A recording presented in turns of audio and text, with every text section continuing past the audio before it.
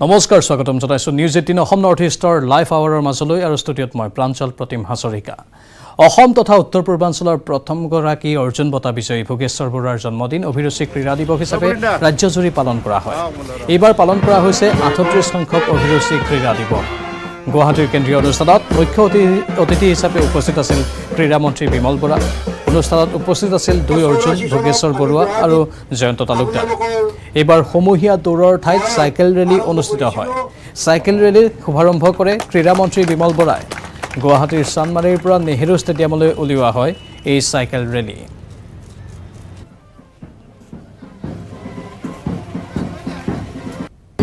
তাহাঁতি নিজে যি গৈ আছে এতিয়ালৈকে গৈ আছে কিন্তু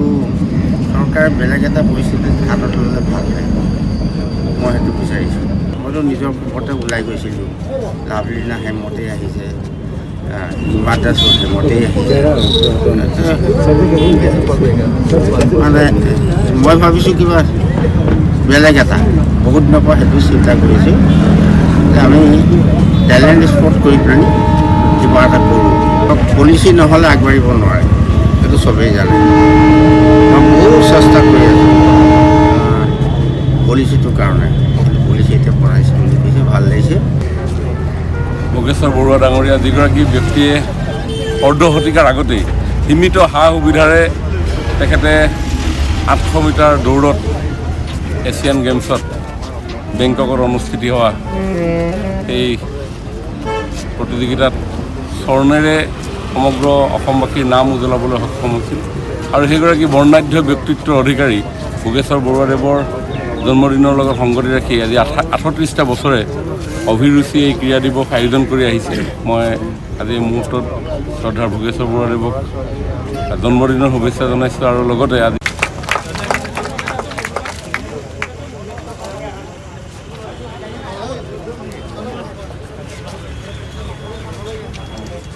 বলিন্দা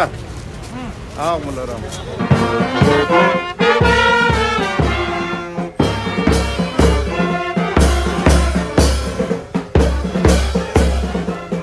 চৌৰাশী চনত আমি গুৱাহাটীত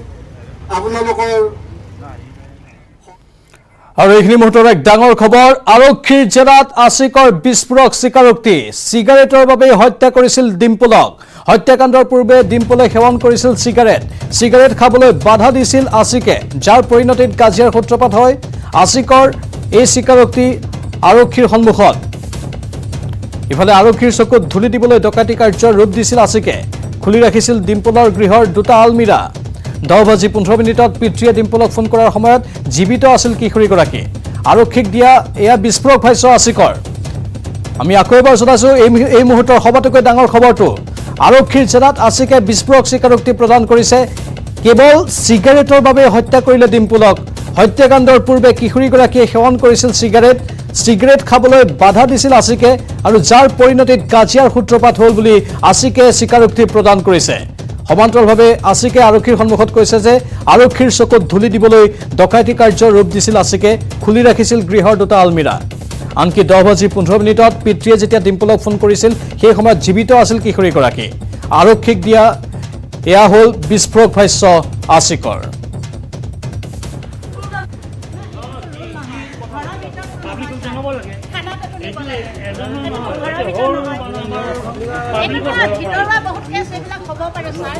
উল্লেখযোগ্য যে এই সমগ্ৰ ঘটনাৰ আঁৰৰ তথ্য উদ্ঘাটনৰ বাবে আৰক্ষীয়ে যৎপৰোনাস্তি চেষ্টা চলাই আছে আশিক জালত পৰিল কিন্তু আশিকে ইমান সময় স্বীকাৰোক্তি প্ৰদান কৰা নাছিল কিন্তু এতিয়া শেহতীয়াকৈ আশিকে স্বীকাৰোক্তি প্ৰদান কৰা বুলি আৰক্ষীয়ে উল্লেখ কৰিছে আৰু সেই স্বীকাৰোক্তিত আশিকে উল্লেখ কৰিছে যে চিগাৰেটৰ বাবে হত্যা কৰা হ'ল কিশোৰীগৰাকীক হত্যাকাণ্ডৰ পূৰ্বে কিশোৰীগৰাকীয়ে চিগাৰেট সেৱন কৰিছিল আৰু আশিকে হেনো চিগাৰেট খাবলৈ বাধা দিছিল আৰু যাৰ পৰিণতিতেই কাজিয়াৰ সূত্ৰপাত হৈছিল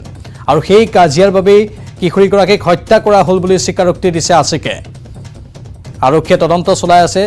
আশিকৰ এইখিনি ভাষ্য কিমান দূৰ সত্য সেয়া সম্পূৰ্ণৰূপে তদন্তৰ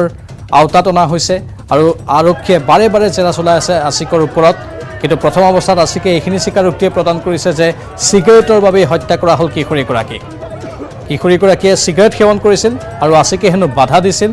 কিন্তু সেই বাধা মানি ল'ব বিচৰা নাছিল কিশোৰীগৰাকীয়ে কাজিয়াৰ সূত্ৰপাত হৈছিল সেই কাজিয়াৰ পৰিণতিতে হেনো আশিকে কিশোৰীগৰাকীক হত্যা কৰিলে কিন্তু কেৱল মাত্ৰ চিগাৰেট সেৱনৰ বাবে এনে এক নৃশংস হত্যাকাণ্ড সংঘটিত হ'ব পাৰেনে তাক লৈ বহুকেইটা প্ৰশ্ন উত্থাপন হৈছে অৱশ্যে আৰক্ষীয়ে ইয়াৰ প্ৰথমটো ভাষ্য সংগ্ৰহ কৰিছে আশিকৰ পৰা কিমান দূৰ সত্য তাৰ ওপৰতো আৰক্ষী নিৰপেক্ষ তদন্ত চলাই আছে আৰক্ষীয়ে মুঠতে ধাৰাবাহিক গতিত জেৰা চলাই আছে আশিকৰ ওপৰত আৰু সেই জেৰা কালতে এইখিনি স্বীকাৰোক্তি প্ৰদান কৰিছে হত্যাকাৰী আশিকে ইতিমধ্যে কালি আমি দেখিবলৈ পাইছিলোঁ যে উজান বজাৰৰ মহিলাসকল ওলাই আহিছিল আৰু দোষীক দৃষ্টান্তমূলক শাস্তি দিয়াৰ দাবী উত্থাপন কৰিছিল ফাঁচী কাঠত ওলোমোৱাৰ দাবী উত্থাপন কৰিছিল তাৰ পাছতে আৰক্ষীয়ে সমগ্ৰ বিষয়টোৰ অতি ক্ষীপ্ৰ তদন্ত কৰা হ'ব বুলি আশ্বাস প্ৰদান কৰিছিল মহিলাসকলক আৰু সেই ক্ষীপ্ৰ তদন্তৰ আওতাত অনাৰ পাছত আশিকৰ ওপৰত যি জেৰা চলিল সেই জেৰাত প্ৰথমটো স্বীকাৰোক্তি আশিকৰ কেৱল চিগাৰেটৰ বাবে হত্যা কৰা হৈছিল কিশোৰীগৰাকীক হত্যাকাণ্ডৰ পূৰ্বে কিশোৰীগৰাকীয়ে চিগাৰেট সেৱন কৰিছিল আৰু আশিকে হেনো চিগাৰেট খাবলৈ তেওঁক বাধা দিছিল যাৰ পৰিণতিত কাজিয়াৰ সূত্ৰপাত হৈছিল আমাৰ জ্যেষ্ঠ সাংবাদিক বলেন ভট্টাচাৰ্য আছে পোনপটীয়া সম্প্ৰচাৰত বলেন এইখিনি স্বীকাৰোক্তি আশিকৰ কিন্তু কিমান দূৰ সত্য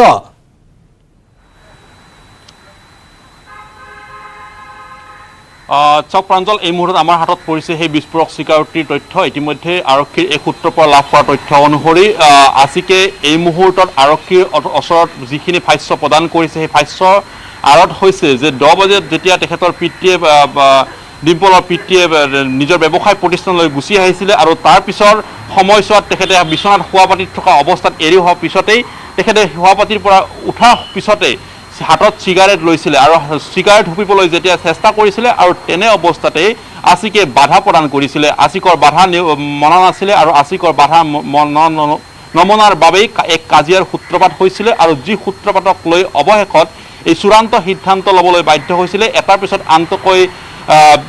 সামগ্ৰীৰে আঘাত কৰিবলৈ চেষ্টা চলোৱা হৈছিলে আৰু তাৰ পিছত বুমূৰ্ষ অৱস্থাত এৰি থৈ অহা হৈছিলে আনকি আৰক্ষীৰ ওচৰত দিয়া ভাষ্য অনুসৰি যি দুটাকৈ আলমিৰা খুলি থৈ অহা হৈছিলে সেই আলমিৰা দুটা খুলি থৈ অহাৰ আঁৰতো তেখেতে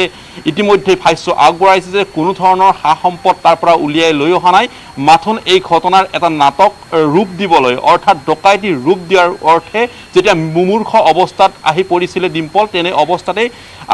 মুমূৰ্ষ অৱস্থাতে দুইটা গডৰেজ খুলি দিয়া হৈছিলে আৰু খুলি দিয়াৰ পিছত সেই বাসগৃহৰ পৰা ওলা হৈছিলে কিন্তু যেতিয়া 10:16 তেখেতৰ পিতৃয়ে অৰ্থাৎ ডিম্পলৰ পিতৃয়ে যেতিয়া ফোন কৰিছিলে নিজ কন্যালৈ সেই সময়ছোৱাতেই কিন্তু সেই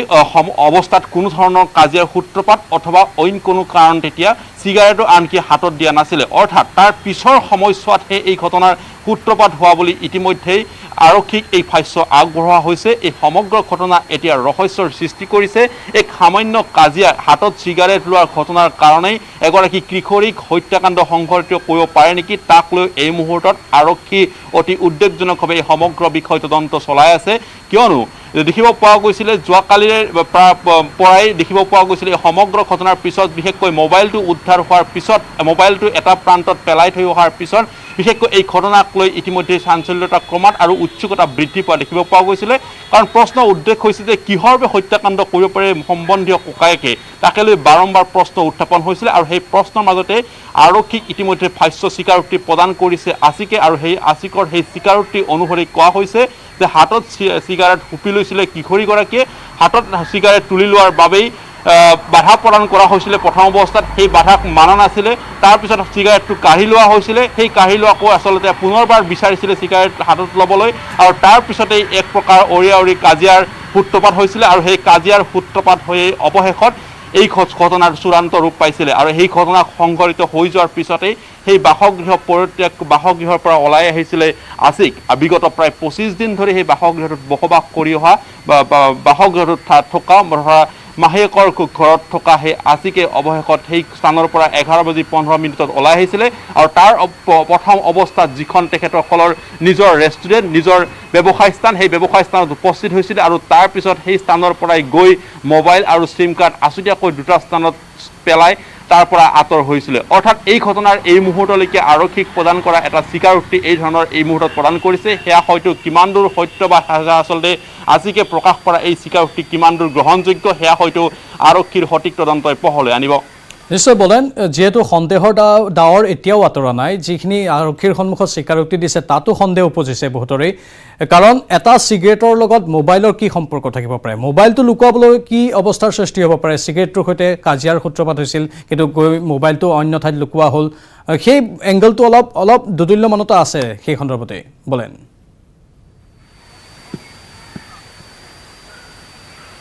নিশ্চয়কৈ মোবাইলটো আন এটা প্ৰান্তত পেলাই থৈ অহা বিষয়টোৱে নিশ্চিতভাৱে এটা তাত অন্য ৰূপ আছে যিহেতুকে প্ৰাঞ্জল এই ধৰণৰ বিষয়টো এটা সন্দেহ কৰিব পাৰি যিহেতুকে দুটাকৈ আলমিৰা যি ধৰণৰ খুলি থৈ অহা হৈছিলে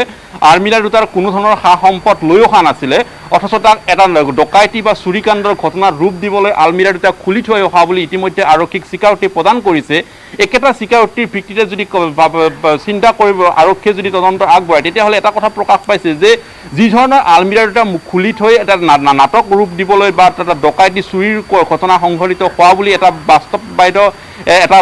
বিশ্বাসযোগ্যতা আনিবলৈ যি ধৰণৰ ব্যৱস্থা কৰা হৈছে একেখিনি বিশ্বাসযোগ্যতা আনিবলৈ চেষ্টা কৰা হৈছে মোবাইলটোৰ ক্ষেত্ৰত যদি মোবাইলটো কোনো এটা অজ্ঞাত স্থানত পেলাই থয় বা মোবাইলটো যদি চিম কাৰ্ডখন বেলেগ এটা স্থানত পেলাই থয় তাৰ কোনো ধৰণৰ সংযোগ নাথাকে তেতিয়াহ'লে হয়তো কোনো লোকৰ হয়তো তেনেকুৱা ধৰণৰ এটা চিন্তা মন মগজু যাব পাৰে যে কোনো নিচাসক্ত ব্যক্তিয়ে তাত প্ৰৱেশ কৰিছিল আৰু প্ৰৱেশ কৰি ততাতৈয়াকৈ আলমিৰাত থকা সামগ্ৰী বা হাতত থকা মোবাইলটো হাতত লৈয়ে ততাতৈয়াকৈ অন্য এটা প্ৰান্তলৈ গুচি গৈছিলে অৰ্থাৎ মোবাইলৰ লোভতহে যেন ছোৱালী কিশোৰীগৰাকী হত্যাকাণ্ড সংঘটিত কৰিছিলে এনেকুৱা ধৰণৰ এটা ৰূপ দিবলৈ হয়তো চেষ্টা চলোৱা হৈছিলে বা মোবাইলত থকা তথ্যৰ ভিত্তিত আচলতে মোবাইলটো কোনো ধৰণৰ অজ্ঞাত স্থানত পেলাই থৈ অহাৰ যেন কাৰণ হয়তো নাথাকিব পাৰে তাৰ একমাত্ৰ কাৰণ থাকিব যে মোবাইলটো চুৰি কৰিবলৈহে যেন কোনো লোকে তাত প্ৰৱেশ কৰিছিলে গৃহটোত আৰু মোবাইলটো অৱশেষত মোবাইলটো চুৰি হোৱাৰ পিছত কিশোৰীগৰাকীক হয়তো সেইগৰাকী দুৰ্বৃত্তৰ লগত হতাহতি হৈছিলে আৰু হতাহতি হোৱাৰ পিছত আক্ৰমণ চলাই কিশোৰীগৰাকীক তাত পেলাই থৈ দুৰ্বৃত্ত পলাই গৈছিলে হয়তো তেনেকুৱা ধৰণৰ এটা নাটকৰ ৰূপ দিবলৈ হয়তো চেষ্টা চলোৱাৰ গতিকেও হয়তো এয়া হ'ব পাৰে আৰু যদি মোবাইলটো লগত লৈ যদি সেই সময়ৰ পৰা যদি তাত মোবাইল ট্ৰেক কৰা হয় তেতিয়াহ'লে এই সকলোবোৰ দিশ আচলতে পোহৰলৈ আহিব কাৰণ কিমান সময়ত সেই বাসগৃহৰ পৰা ওলাই আহিছিলে পেলাই দিয়া মোবাইলটোৰ স্থান আৰু সেই সময়খিনি যদি নিৰ্ধাৰণ কৰে তেতিয়াহ'লে সকলোখিনি ওলাই পৰিব কিন্তু এই মুহূৰ্তত যিখিনি স্বীকাৰোক্তি দিছে যে 10:16 যেতিয়া পিতৃয়ে ফোন মাৰিছিলে সেই সময়ত কোনো ধৰণৰ কাজিয়াৰ সূত্ৰপাত হোৱা নাছিলে সেই সময়ত ফোনটো আছিকে নিজেই ৰিচিভ কৰিছিলে আৰু ৰিচিভ কৰাৰ পিছতেই ক্ৰমান্বয়ে সময় বাগৰিছিল আৰু এই সময় বাগৰাৰ লগে লগে ডিম্পল সাৰ পাই উঠিছিলে বিছনাৰ পৰা আৰু সাৰ পাই উঠাৰ পিছতে হাতত চিগাৰেট লৈছিলে চিগাৰেট লোৱাৰ পিছতেই কাজিয়া বাধা প্ৰদান কৰা হৈছিলে কিশোৰীগৰাকীক নিশ্চয় বলেন সেই কথাটোৱে সুধিব বিচাৰিছোঁ অপৰাধী মনৰ অপৰাধী কৌশল আৰু নাটকীয় ৰূপ দিবলৈ চেষ্টা কৰা বুলিও সন্দেহ কৰা হৈছে কিন্তু যিগৰাকী কিশোৰীয়ে চিগাৰেট লৈছিল হাতত কিন্তু যিগৰাকী আমি অপৰাধীৰ কথা কৈছোঁ যিয়ে এই হত্যাকাণ্ড সংঘটিত কৰিলে তেওঁৰ পৰিয়ালৰ লোকেই কৈছে বা ওচৰ চুবুৰীয়াই কৈছে যে ড্ৰাগছ আসক্ত এগৰাকী ড্ৰাগছ আসক্ত লোকৰ বা যুৱকৰ সন্মুখত যদি কোনোৱে চিগাৰেট লয় তাতে ইমান খং উঠিব পাৰেনে বাৰু তাক লৈও প্ৰশ্ন হৈছে কিন্তু চাওক কথা এই মুহূৰ্তত আহি পৰিছে যিহেতুকে কিশোৰীগৰাকীক হত্যাকাণ্ড সংঘটিত কৰাৰ কথা নিজ মুখে স্বীকাৰ কৰিছে আৰু স্বীকাৰ কৰাৰ পিছতেই এই মুহূৰ্তত ভাষ্য আগবঢ়াইছে যে চিগাৰেট হাতত লোৱাৰ বাবেই মৰিয়াই হত্যাকাণ্ড সংঘটিত কৰা হৈছে কাজিয়াৰ সূত্ৰপাত হোৱা হৈছিলে প্ৰথমতে কাজিয়া লাগিছিলে আৰু সেই কাজিয়াসমূহৰ ক্ষেত্ৰত ৰহস্যজনকভাৱে ওচৰ চুবুৰীয়া কোনো লোকে কিন্তু সেই শব্দ চিঞৰ বাখৰৰ শব্দ শুনা নাছিলে বুলি এই মুহূৰ্তত সেইসকল ওচৰ চুবুৰীয়াই প্ৰকাশ কৰিছে সেয়াও এটা ডাঙৰ বিষয় কাৰণ যদি আচলতে এনেকুৱা ধৰণৰ এটা এখন কাজিয়াৰ সূত্ৰপাত হৈছিলে তেতিয়াহ'লে গাতে লাগি থকা ওচৰ চুবুৰীয়াসকলে হয়তো সেই শব্দ শুনিব লাগিছিলে সেয়াও কিন্তু শুনা নাই কিন্তু আৰক্ষীক প্ৰদান কৰা ভাষ্য অনুসৰি বহু সময় ধৰি কাজিয়াৰ সূত্ৰপাত হৈছিলে আৰু তাৰপিছত হাতত এনেকুৱা ধৰণৰ অস্ত্ৰ লৈ হাতত এনেকুৱা ধৰণৰ ঘৰত ব্যৱহৃত যিকোনো সামগ্ৰী সেই সামগ্ৰীসমূহৰ জৰিয়তেই আঘাত কৰা হৈছিলে আৰু আঘাত কৰি এই ৰূপ দিয়া হৈছিলে কিন্তু প্ৰশ্ন হৈছে যে পূৰ্বতে যিহেতুকে আছিকে ড্ৰাগছ সেৱন কৰে নিচাযুক্ত সামগ্ৰী সেৱন কৰে সেই ধৰণৰ কথা আছে পিতৃৰ পৰা 5 লাখ টকা চুৰি কৰিছিলে এই ধৰণৰ অপৰাধজনিত ঘটনাৰ লগত জড়িত থকাৰ তেখেতৰ অভিযোগ আছে গতিকে ক'ব পাৰি যে হয়তো পূৰ্বেও হয়তো তেনেকুৱা মোবাইল চুৰ বা অন্যান্য কাৰণত হয়তো জড়িত আছিলে গতিকে এই সহজ ঘটনাটো হয়তো মনলৈ আহিছে যে যিটো মোবাইলটো হাতৰ পৰা ইয়াৰ এই স্থানৰ পৰা লৈ গ'লেই হয়তো কোনো অন্য লোকক দুৰ্বৃত্তক হয়তো সেই সময়ছোৱাত হয়তো ভাবিবলৈ বাধ্য হ'ব আৰু নিশ্চয়, যাৰ নিশ্চয়। কাৰণে এই বলেন ধন্যবাদ ক্ষেত্ৰত জনাইছোঁ মুঠতে বহু এটা এংগল এতিয়াও পোহৰলৈ আহিবলৈ যেন বাকী আছে আৰক্ষীৰ তদন্তত এই সকলো তথ্য সন্মুখলৈ আহিব বুলি সকলোৱে আশা কৰিছে কিন্তু এটা চিগাৰেটৰ বাবেই এগৰাকী কিশোৰীক হত্যা কৰা হৈছে এয়া হ'ল প্ৰাথমিকভাৱে যিখিনি স্বীকাৰোক্তি প্ৰদান কৰিছে আছিক নামৰ সেই অপৰাধীটোৱে সেই স্বীকাৰোক্তিৰ ভিত্তিতে আমি এই খবৰ আপোনালোকৰ বাবে যোগান ধৰিছোঁ কিন্তু আগন্তুক দিনতো আৰক্ষীয়ে হয়তো এই বিষয়টোৰ অধিক তদন্ত চলাব অধিক ভিতৰলৈ সোমাই যাব তেতিয়া হয়তো আৰু বিস্ফোৰক তথ্য সন্মুখলৈ অহাৰ পূৰ্ণ সম্ভাৱনা আছে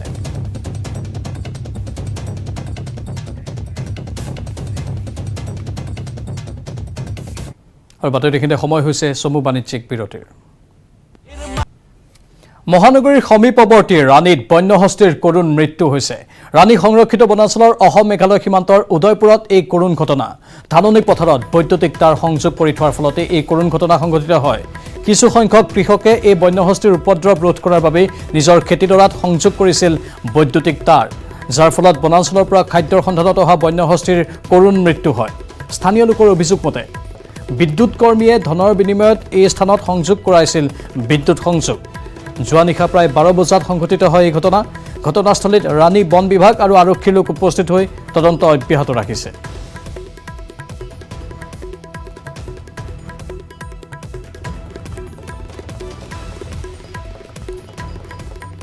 এবাৰ মহানগৰীত আৰক্ষী জোৱানক চ্যালেঞ্জ ডকাইতৰ বৰাগাঁৱৰ গণেশ নগৰত আৰক্ষী জোৱানৰ ঘৰত ডকাইতি কাৰ্য খিৰিকী ভাঙি ডকাইতৰ দলে লুটি নিলে মোবাইল ফোন টিভি আৰু সোণৰ অলংকাৰ নগদ 25,000 টকাও লুটি নিয়ে ডকাইতৰ দলটোৱে গড়চুক যান-বাহন আৰক্ষী শাখাত কৰ্মৰত বলৰাম দাসৰ ঘৰত এই ডকাইতি কাৰ্য সংঘটিত হয় ৰাসায়নিক দ্ৰব্য ছটিয়াই ডকাইতি কৰাৰ সন্দেহ কৰা হৈছে গড়চুক থানাত এজাহাৰ দাখিল কৰা হৈছে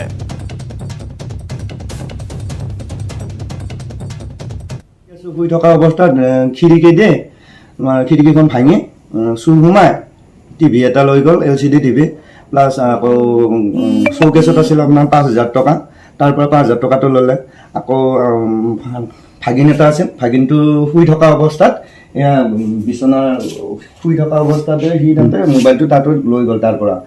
এই এটা মোবাইল আকৌ এটা মোবাইল এনে চাৰ্জত বহাই থৈ দিছোঁ ভিভো মোবাইল সেইটোও চুৰি কৰি দিছে আৰু প্লাছ আপোনাৰ এই ড্ৰেছিঙৰ এইখনত আপোনাৰ 12,000 টকা আছিল এইটো শ্ব'কেছত ইয়াৰ পৰা 12,000 টকা লৈছে এইখিনি আৰু বিশেষকৈ বেলেগ একো নকওঁ কাৰণ আমাৰ ইয়াতে প্ৰায় চুৰি হৈয়ে থাকে চুৰি আগতে কেইদিনমান আগতে ইয়াৰ ওচৰৰ মানুহ এটাৰ মটৰ চুৰি হ'ল আৰু